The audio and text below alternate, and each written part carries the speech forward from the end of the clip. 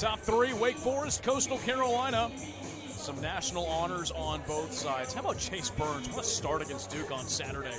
Absolutely filthy, a career-high 14 strikeouts. And we've talked about Blake Barthol, but 6 home runs in general last week, through the midweek matchups as well. And nobody was hotter than number 7 for Coastal Carolina. How about that? Who says baseball doesn't run through the Carolinas at the Division I level? Rare both of those guys squaring off in this matchup. The Tennessee Volunteer Chase Burns has been as good as advertised. I'll be the one to say it. Put my head on the stake. He's got Paul Skeens-esque stuff. He's the back-end guy for Tennessee in the SEC. Now making his transition in the pitching lab here with Wake Forest. There has been no question whether his endurance would be able to sustain as a starting pitcher. The dude stuff's absolutely filthy. O'Neal facing this Demon Deacon order for the second time. Tellier up. Ground ball over to third. Antonacci, good scoop. And a good throw. One pitch in this top of the third inning, and Coastal's got the first out. Tellier is 0 for 2. Love the aggressiveness, go in, ambush a fastball early. This is one of those danged if you do, danged if you don't. That's a really tough play by Antonacci over there. He come in, get the short hop, get out a speedy runner. King has the only hit so far for Wake Forest, a single in the opening frame.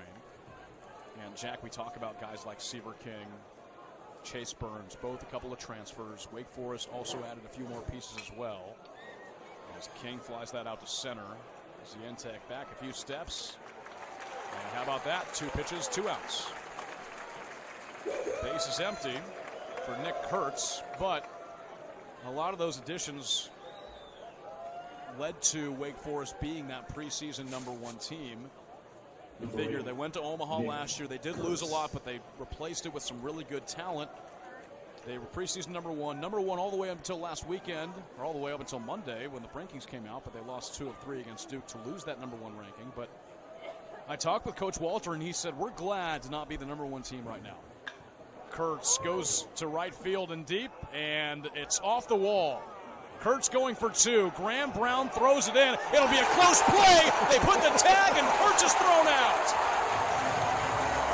3 pitches, 3 outs.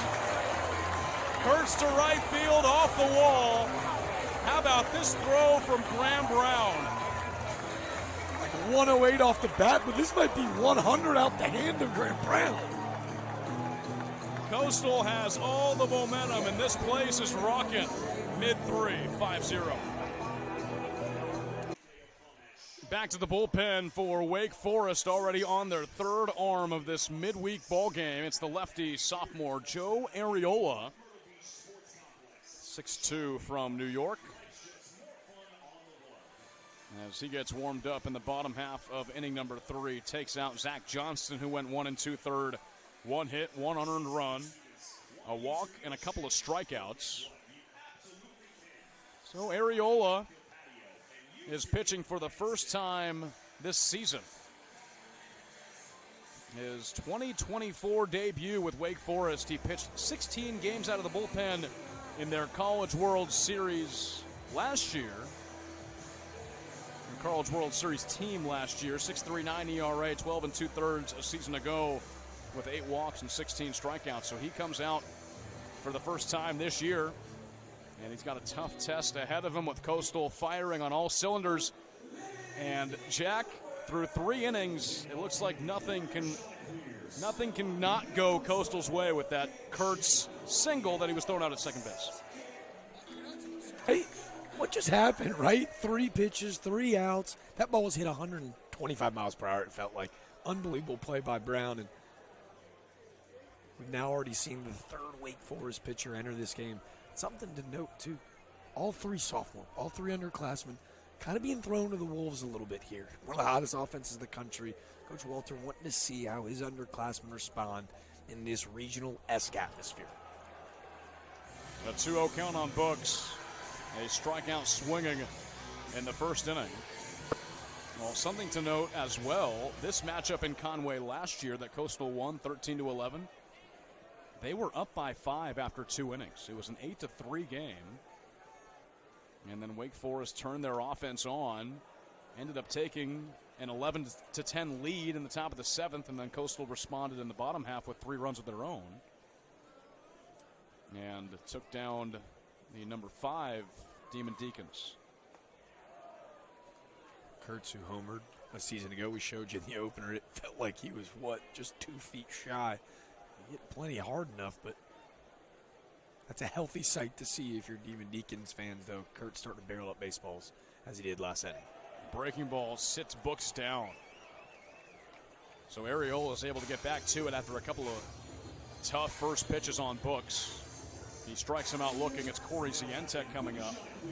And that curve just drops right in the zone and freezes Books. Books has now got 2 strikeouts, but he's thinking to himself, how come I can't get hit or walked like everybody else in this lineup? You see Arriola, he's a lot different than Zach Johnson. He's more over the top. He's a high spin rate guy, a 12-6 fastball, or 12-6 breaking ball, and a fastball that'll sit 89, 91, will touch 92, 93. But it's that big, steep, loopy, Bugs Bunny-esque breaking ball. That's his strikeout pitch.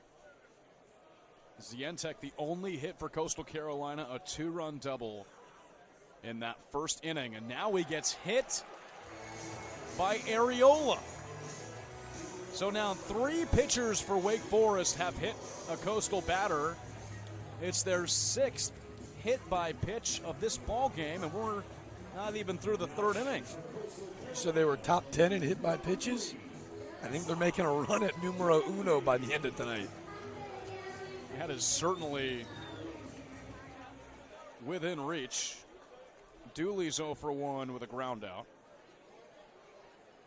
Barthol's been hit twice. Antonacci's been hit. Brown. And now Zientek.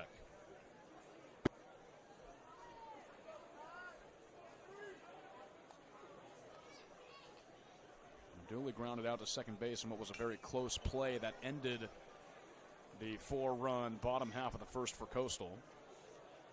47 hit by pitches now for Coastal this year. That would rank tied for 3rd with Navy. UC Irvine at the top with 49.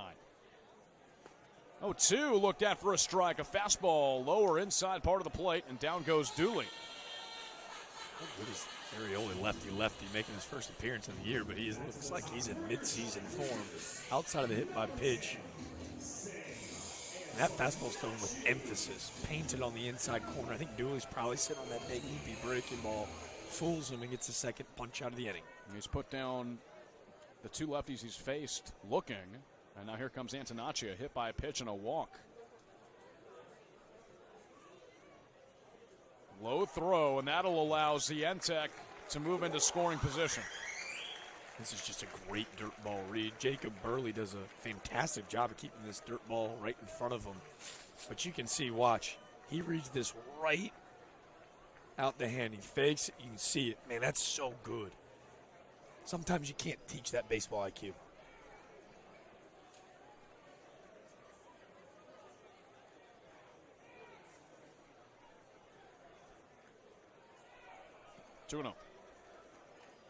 Chanticleer's on a 13-game winning streak, their longest since 2010. That was a team that went to the Super Regional and lost to eventual champions, South Carolina.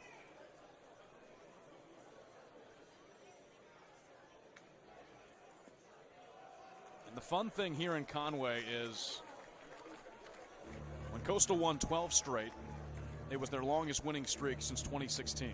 They went 13 straight, their longest since 2010. When people talk about the best Coastal Carolina teams, 2010, 2016 are the 2 teams they talk about. In 2016, winning the national championship. Antonacci walked on 4 pitches. He's on for a 3rd time, his 2nd walk. I'll tell you this, when you talk about that 2016 national championship team, and now you'll have to talk about this 24 squad amongst the best. Coach Gary Gilmore's final season, this squad, I think, has that offense that was reminiscent in 16. A couple of the big-time bullpen pieces. You missed Teddy Sharkey from a year ago, but there have been some guys that have stepped up in that back end. Doesn't it feel like that's going to be the question mark if they can kind of regain that national prominence that they did almost a full decade ago? First pitch on Barthol is low and gets away from Burley. Runners move up. A 1-0 count. Coastal has scored in the first 2 innings. talking with Gary Gilmore, he said he's been so impressed with this team. They're finding ways to win. They've already had 7 come from behind victories. And it's a different player that steps up every night. And right now they're finding a way to lead this game with only getting 1 hit. 2 outs. That's outside. And that take is a perfect example, right? And you're 4th in the country in homers. Sometimes you can get a little overzealous. Start swinging out of your shoes. These guys have been disciplined. They wait, they box up their pitch, and then when it's time, they deliver.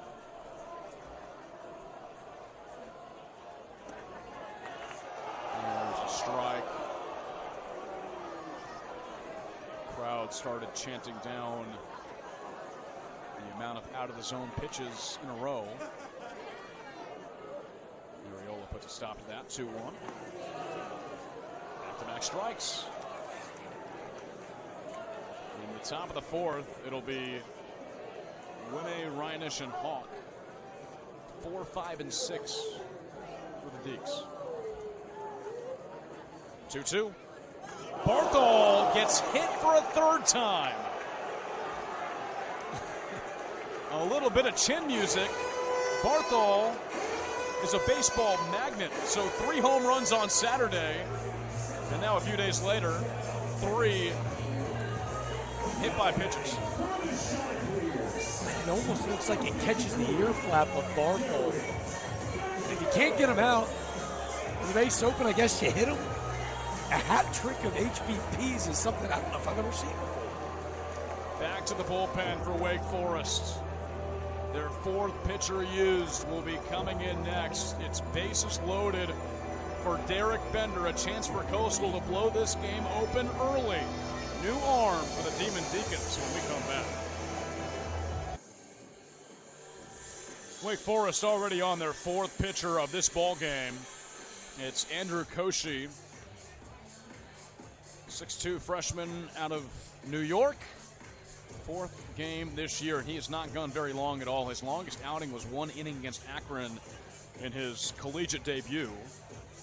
And we saw him on Sunday against Duke. Pitched a 1/3 of an inning, 1 unearned run with a walk as well. He'll come into a tough spot, bases loaded. It's Derek Bender at the plate for Coastal Carolina, a 5-0 Chanticleer lead. Jack, if you're Koshy, how do you handle this at-bat with one of the top power hitters in the country? Well, yeah, he was the number 5 recruited pitcher in the state of New York, and you can tell, right? This is a subby. This is an uncomfortable at-bat for any right-hander.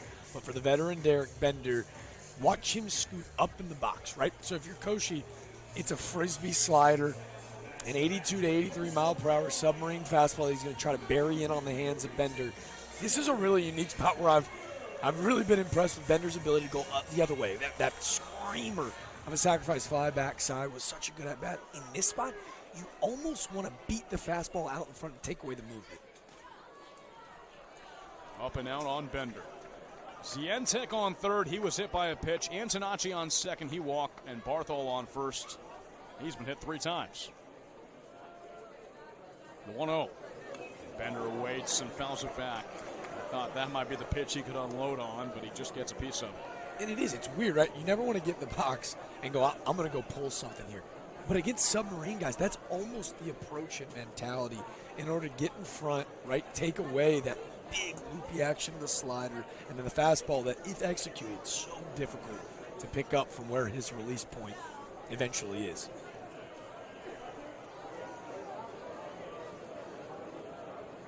One. Bender fly ball to deep right. Reinisch over in the corner, and it's out of play. Just foul off the wall. Bender didn't quite get enough, but he goes to right field deep once again. Like you said, Jack, that's where his sac fly went, was to right. So showing some good opposite field power. 1 ball, 2 strikes. If Koshy can get one good pitch by Bender, it'll give Wake Forest a little bit of momentum going into the 4th inning with the middle of your order coming up. This feels like a slider spot here, and if you're Bender, right, then the approach stays the same. Trying to shoot that right center gap. The 1-2. Breaking ball almost hits him. He turns his back. The Chanticleers have been hit 7 times tonight.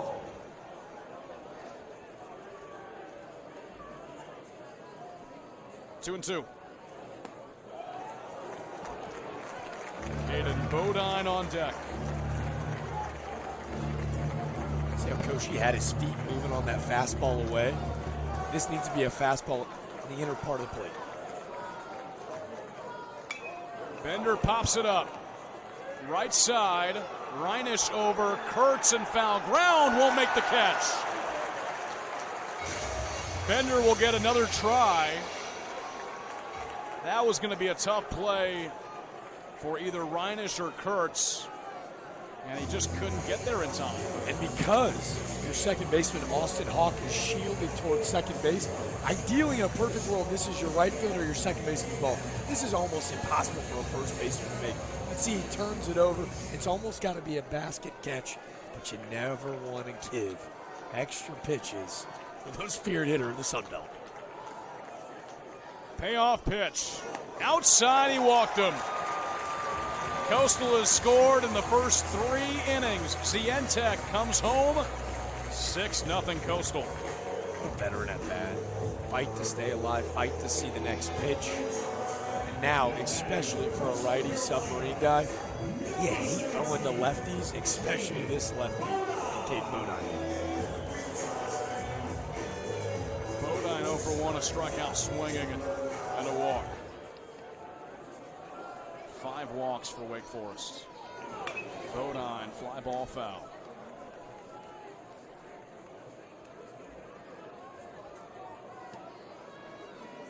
We had a rough pitching day on Sunday. It's carrying over now to this midweek contest. Another one the other way. That fastball in Submarines, it's up to 86 right there. As a hitter, it almost feels like 96. Because it gets on you so fast because you can't pick it up.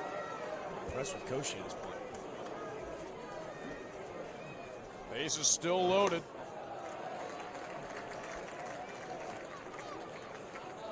This inning started with Arriola striking out Books. He hit Zientek, and then he struck out Dooley. Now it's been walk, hit by pitch, walk. Bodine goes the other way, the switch hitter. Count stays, a ball and 2 strikes. You notice he hasn't gone to that slider yet, right? You miss with a hanging slider to a lefty. This is going to be a double-digit game here in it. And he reaches on a check swing. It does not go around. That's a changeup from down underneath. Right, again, you don't want to throw the slider to a lefty, especially if you can't bury it on the back foot. Bodine will take out a 7-iron and just golf it out of here. Like the changeup in that spot. Bodine hits it over to second. One hop that gets into right field.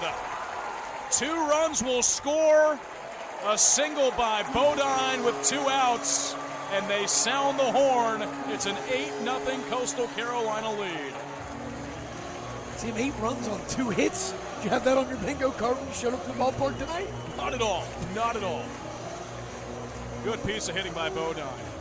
One too many fastballs out over the heart of the plate.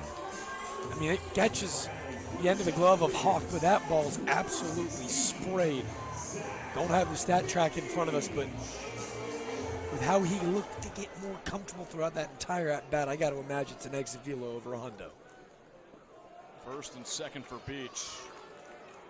Bender's on second now, but just such a hard-hit ball that is a really tough play for a second baseman to make. I'll tell you this, too. You know, as a defense, you start to fall asleep a little bit with as many free passes as their arms have given tonight. 2 balls, no strikes. What a start for Coastal Carolina. 4 in the first, 1 in the second, 3 in the third.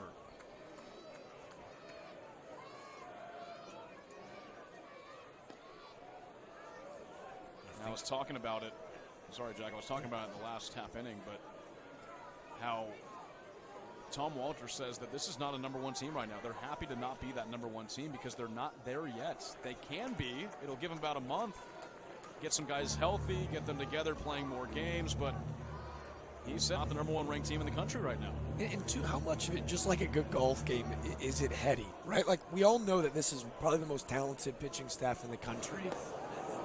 But with that being said, like, when all of this expectation is placed on your shoulder before you even step foot on the field, right, for a lot of young arms that necessarily weren't go-to guys out of the pen last year. We lost a lot of veterans in Camden Minacci and other pieces.